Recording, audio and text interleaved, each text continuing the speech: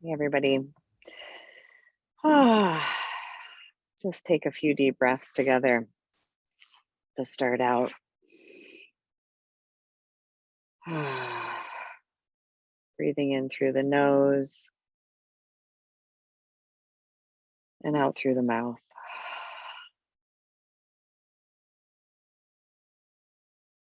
I thought that it was going to be warm enough to teach outside today, but alas, it is 38 degrees and it just snowed. So it's April in Wisconsin. So I will be teaching you from my car today. Um, so let's just all find I'm gonna skip the movement part today. Except actually, let's just do some really gentle, very slow inner movements. It's barely perceptible. Let's just, if you're comfortable closing your eyes, just allow your eyes to close. And whether you're sitting on a chair, on a cushion, just kind of allow yourself to shift from left to right, kind of how I'm swaying like this. Be a really nice way to go from being really busy or engaged in more cognitive thinking type stuff to helping yourself arrive in your body. Just this gentle swing back and forth.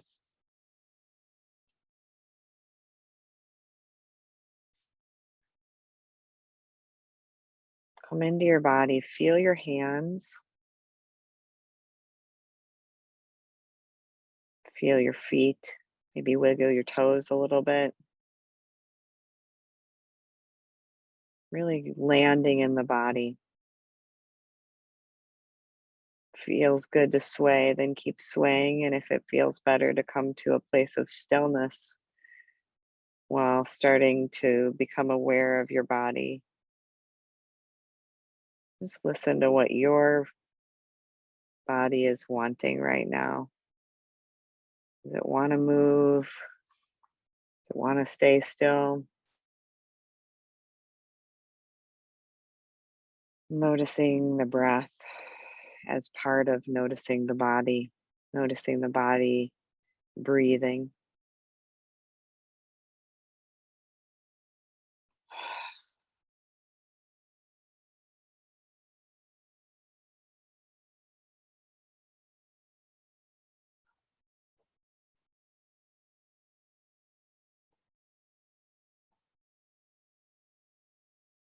Breathing deeply into the belly,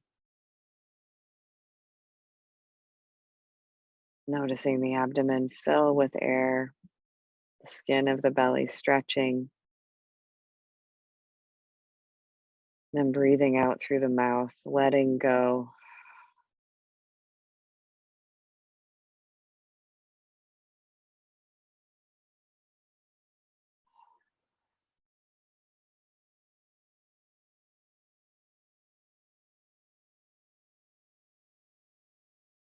Noticing if you feel fully here, if you feel fully grounded in your body, or if you feel a little dissociated or just kind of flighty or not here, not fully here. Just kind of taking stock of, am I fully here? Am I fully embodied? Or is part of me still doing the last thing I was doing, or partly in the future, anticipating what's next, or partly just numbed out, you know? We've all got stuff going on, and sometimes in order to cope, we just numb out. So, not judging or needing to fix or change whatever's here right now for you, but just noticing, am I fully here?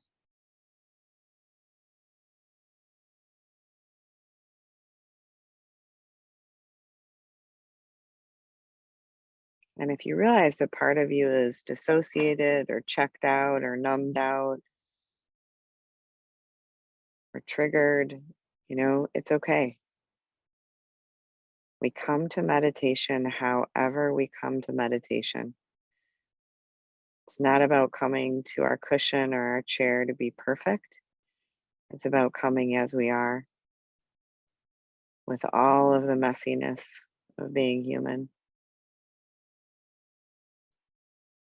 and meeting these parts of us with compassion and with gentleness. So, if you came to meditation today not perfect, you're in the right place.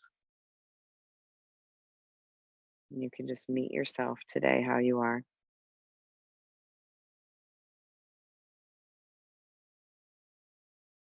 And we can get more and more grounded in the body, more and more connected to ourselves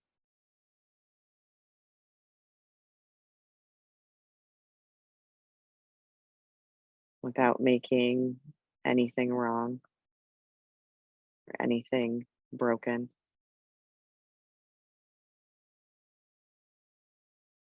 So, in the interest of getting more grounded in the body, I want you to start visualizing yourself as a tree. Your crown of your head are these branches with their new leaves and shoots coming out. And then your core is the trunk. And you can either have your legs be more of the trunk and then roots, energetic roots coming out of the bottom of your feet. Or if you're sitting rather than standing, or you're sitting on a cushion, it may feel better to have your roots come out of the bottom of your spine. So just see what resonates with you today. Do the roots feel like they're coming out of your feet or out of the bottom of your spine? What's easier to visualize and imagine? And breathing in through the crown of your head, can envision white light energy coming in through the crown, passing through the body. And then on the out breath, you breathe right down through your legs, through your roots, through your spine. And the energy just moves right through you from the crown down through the body, breathing out through your roots down into the earth. Seeing as your roots carry themselves deeper and deeper down into the earth, rooting you like a tree, grounding you, helping you feel more secure and safe in your own being.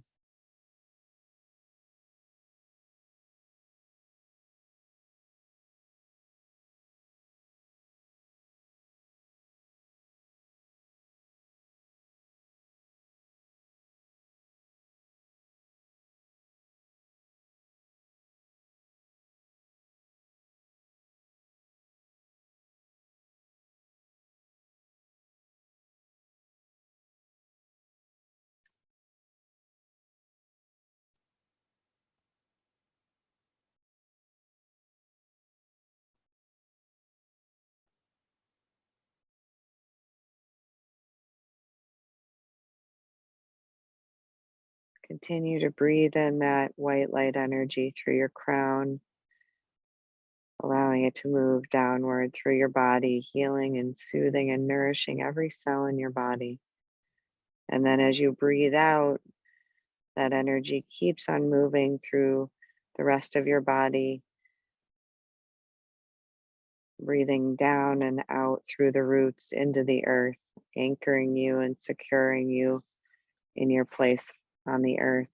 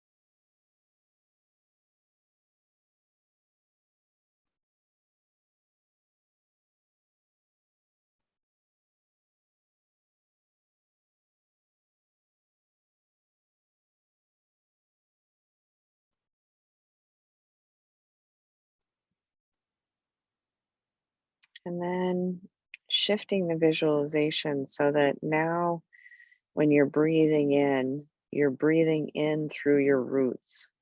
So you're breathing in from your feet or the bottom of your spine, and you're breathing up this grounded earth energy. You're breathing it right into your system. You might picture it as white, or you might picture it as like a reddish brown and earthy tone, whatever resonates for you. And breathe it up into yourself. And then as you breathe out, the breath moves through the body and out through the crown, connecting and grounding you to spirit, to soul, to consciousness, and also to the earth, grounding you in this place. Breathing up from the earth, receiving the nourishment and security and grounding. Breathing up through your body and out through the crown, connecting to spirit, connecting to consciousness. And repeating that pattern, breathing up from the earth, through the body, and up and out of the crown. Doing that for several more breaths. Focusing on the breath. When the mind wanders, just bring it back to the visualization, back to the breath.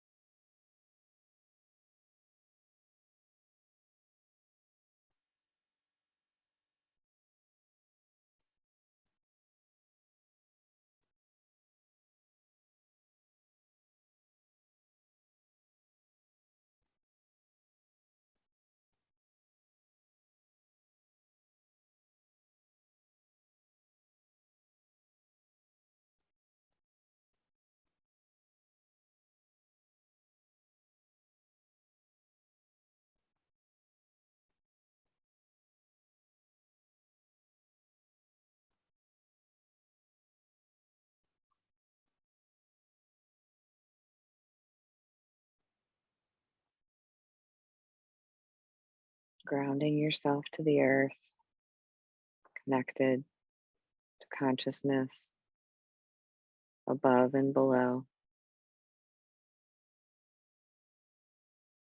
You are the grounding rod.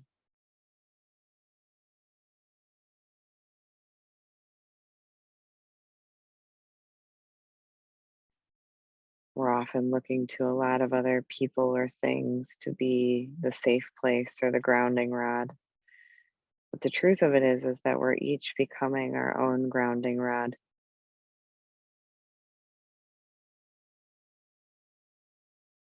Our loved ones, our supports, but ultimately getting really embodied and really grounded, you can become your own grounding rod.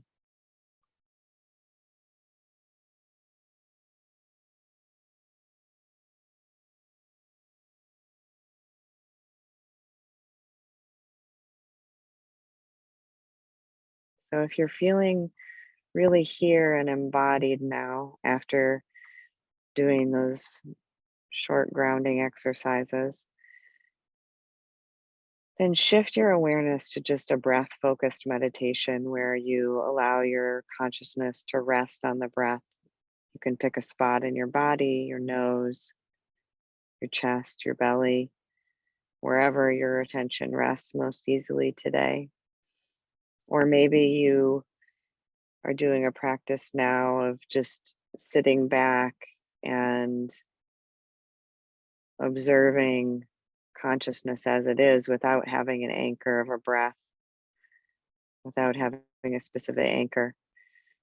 So if you're doing that kind of open awareness practice and you feel grounded in yourself first and embodied, then you can shift to more of an open awareness practice where you're just kind of watching sensation, you're watching breath, you're just allowing whatever pops up into your consciousness to be there.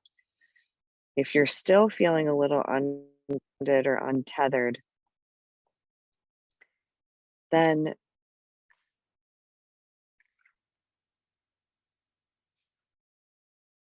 then allow yourself to stay with the visualization of the energy moving up from the earth, up through the crown, grounding you, and then back down from the crown, down through into the earth. So, moving the energy up and down your body with the visualization of you as the tree with your roots. Just checking in with yourself. Am I fully embodied? Am I grounded? Do I need more connection to be really here? If you're feeling really here and you want to open it up to just doing an open awareness practice, you can do that now. We're just going to use the rest of this time to be in silence together. And if at some point you start to feel kind of untethered and ungrounded, not embodied, you can always come back to the grounding exercise or the breath,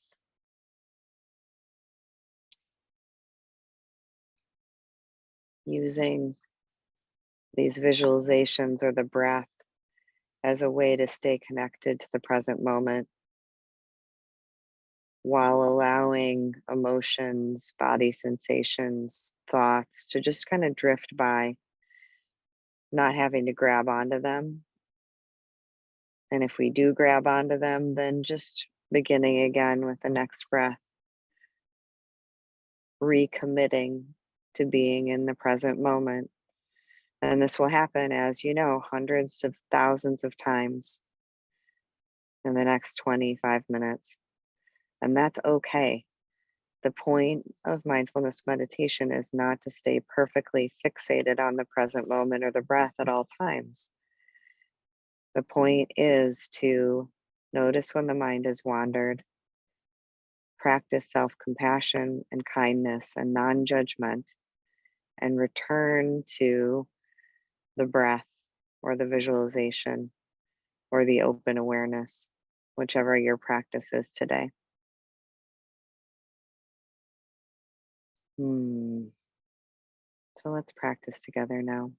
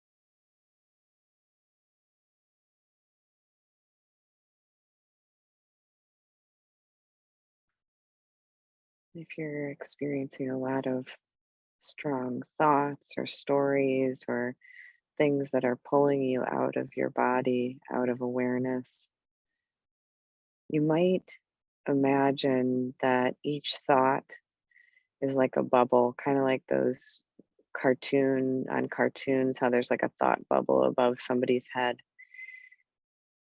You could start to see your thoughts as like thought bubbles. And in order to bring yourself repeatedly back to your body, you can just imagine that you've got a little pin and you're just gonna pop the thought bubble. And it's not making thinking bad or reprimanding yourself for thinking. It's not that at all. It's just a technique of how you can sort of recognize the illusory nature, the tricky nature of thoughts. They can be very seductive. They can really pull you in and make you believe that they're real and they're important and you've got to think them right now. And so it's not about making thinking bad or pushing it away. It's more about having strategies for just naming or recognizing, oh, my awareness has been pulled into thinking now. And since we're practicing meditation, I'm going to practice coming back to my body and breath. And that's not so that I'm becoming a good meditator necessarily, although that's a side effect. It's so that when we're in our real daily life, we can start to practice just noticing thoughts as thoughts instead of being so intertwined with them all the time and believing them all the time. We can just see, oh, I'm thinking that. And then we have a choice of, is this a thought bubble or a thought train that is useful, that is skillful, that is leading me down a good path? So that's what we're practicing for, just to put it into context. It's not about making thinking or thoughts bad. It's so that we have more choice in our lives about what we put in our minds, what we allow to be in our minds. So, see if that's helpful today. If you're having a lot of thoughts, maybe your mind was really blank today and you were having a lot of clarity, in which case you don't need this today. But my guess is that we all have days when our minds are really, really busy. We all have days when the thinking is just constant and you're not failing. You're not a bad meditator. You're just human. So just let yourself be human, but you can start to use these techniques of, imagining a thought bubble popping and then coming back to the body. Or, another one that I use a lot is just labeling it as thinking. And you might even add, a nice, you know, name for yourself. Oh, you're just thinking, sweetie. If you tend to have a harsh voice with yourself or tend to be perfectionistic, because that's not the idea. So, using that throughout the rest of your practice to just see the thinking, to name the thinking, or to pop the thought bubble and come back to your current experience, the present moment.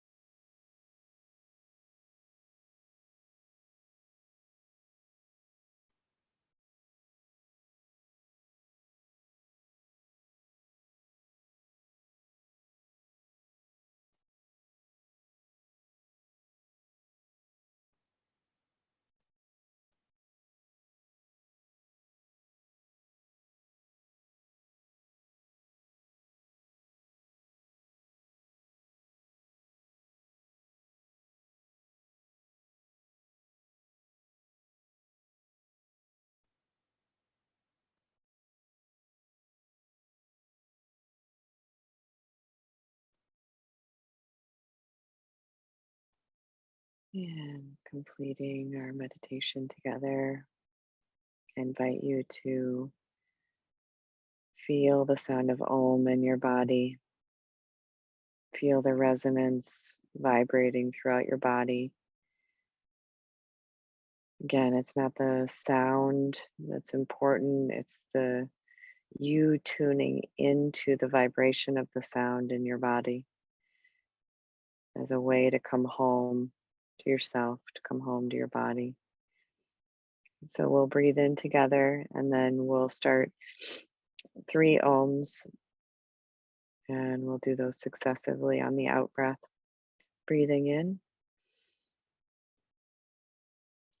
Om.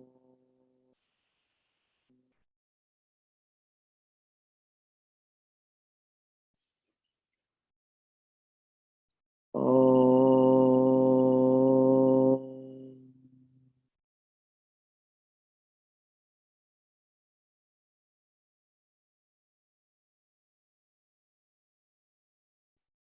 Om.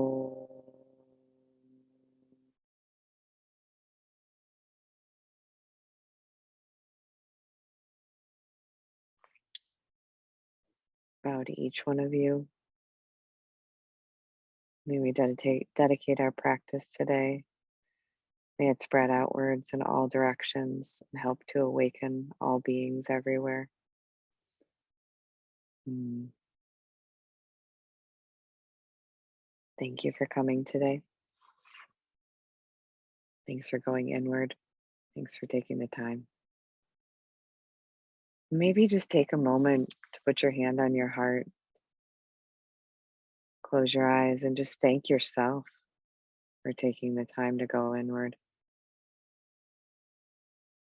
Thank yourself for taking the time to practice being kinder and more compassionate to yourself, knowing that that spreads outwards. And when you're more compassionate to yourself, it will ripple outwards. So it's really the kindest act you can do for the world,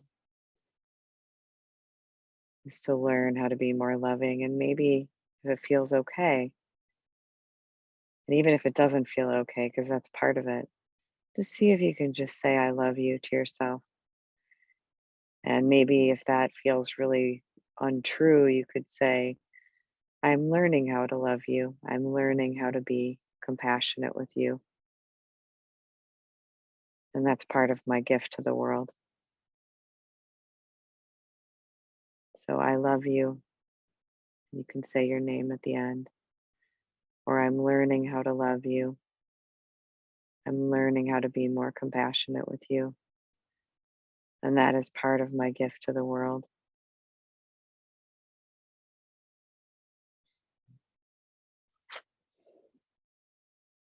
Ah, so it's about 12:48 if my clock is right. And so we've got about 10 minutes for questions if anybody has any questions. And mm,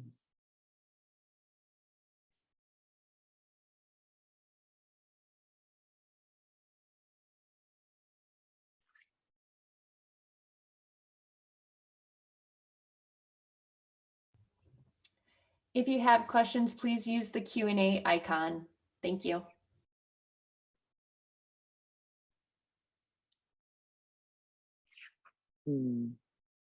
everyone who's saying thank you, you're most welcome.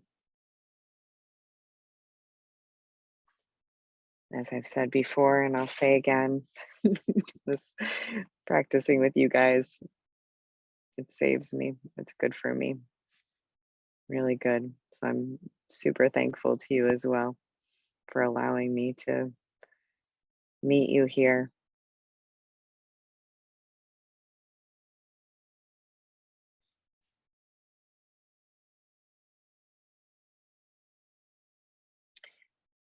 Star is saying I have allergies and have trouble breathing through my nose. So I'm assuming that you're asking Star if it wasn't really phrased as a question, but I'm going to assume that you're asking if it's okay to breathe through your mouth. And yes, if that's the question, absolutely, it is definitely okay to breathe however you need to.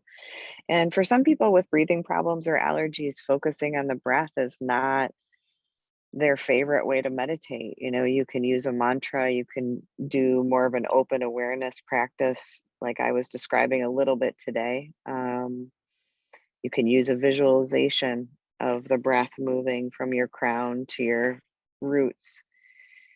Um, so, if because of breathing difficulties, it's difficult to use the breath as the focus of the meditation, you can use other things. But there's no problem with breathing through your mouth. Um,